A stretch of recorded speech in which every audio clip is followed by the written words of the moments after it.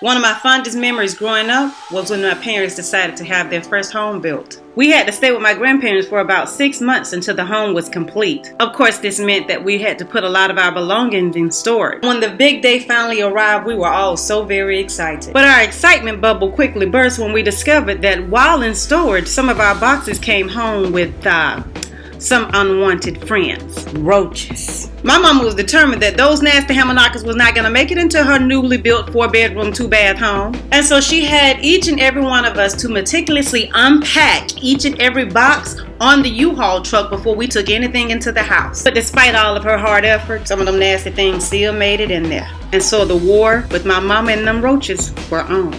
You see, back then, we didn't know anything about Orkin and Terminix. My mama was Terminix. One day, she had enough.